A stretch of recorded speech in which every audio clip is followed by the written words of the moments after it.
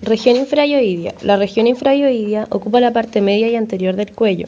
Su forma es triangular, ubicándose bajo el hueso yoides y sobre la escotadura yugular del esternón, entre los dos fascículos esternales del músculo esternocleidomastoideo. Profundamente, la región se extiende hasta la columna vertebral, que está cubierta por los músculos prevertebrales y por la lámina prevertebral de la fascia cervical profunda. Podemos organizar en esta región en distintos planos, desde superficial a profundo. Plano superficial. Es supraaponeurótico o subcutáneo. La piel, muy fina y móvil. Celular subcutáneo. Panículo adiposo de espesor variable. En este panículo se encuentran 1. Ramas del nervio infrayoideo. 2. Rama del cervical transverso. Y 3. La vena yugular anterior antes que se profundice y se haga su aponeurótica. Superficial. Aponeurosis cervical superficial. Marca el límite de los planos supra e infraaponeurótico. Se desdobla sobre las paredes laterales de la región para envolver al platisma. Está separada de la fascia cervical por una delgada capa de tejido laminar laxo. Aquí se constituyen unas ramificaciones terminales del nervio transverso del cuello del plexo cervical. Escurren las venas yugulares anteriores. Fascia cervical.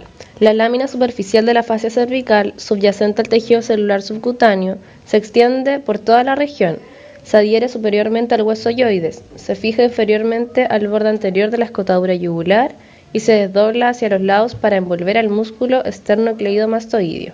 Espacio supraesternal.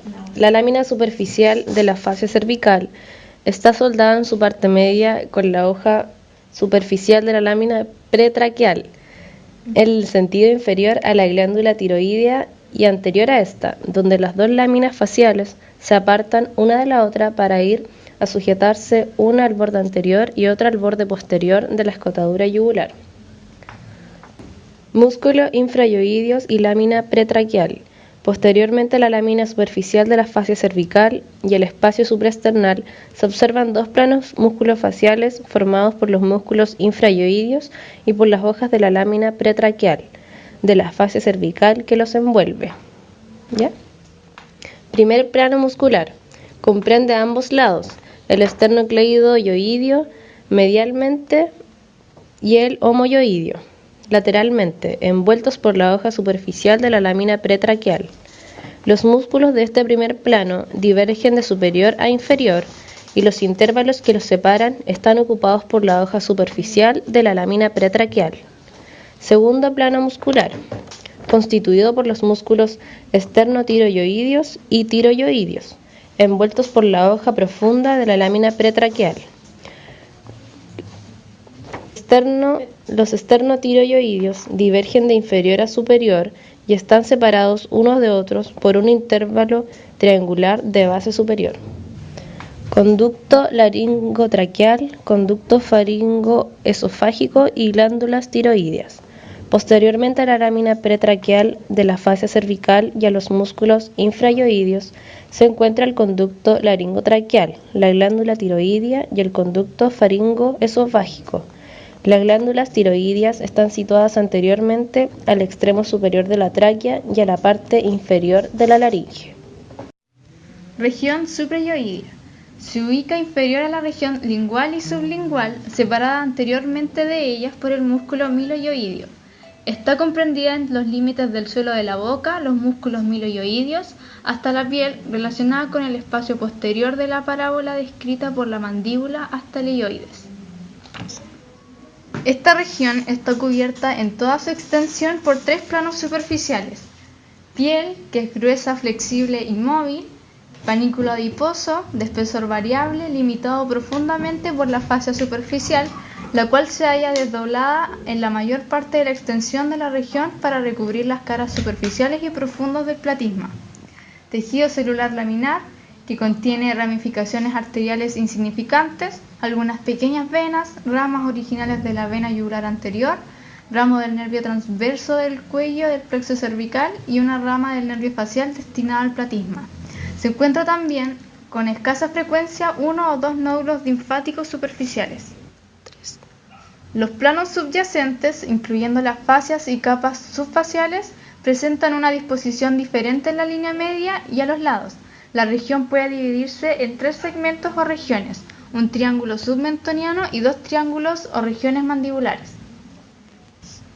Triángulo submentoniano. Por debajo del tejido celular subcutáneo encontramos lámina superficial de la fascia cervical entre el borde anterior de la mandíbula y el cuerpo del hioides. Plano muscular, el vientre anterior del digástrico, entre ambos se encuentran nódulos linfáticos submentonianos y últimas ramificaciones de la arteria y vena submentoniana. Plano muscular, músculo miloioideo.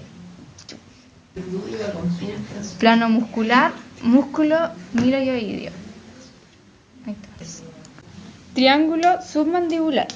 En la región suprayoidea lateral o submandibular se encuentra la celda submandibular, que contiene la glándula salivar submandibular y que se ha formado como una dependencia de la aponeurosis cervical superficial.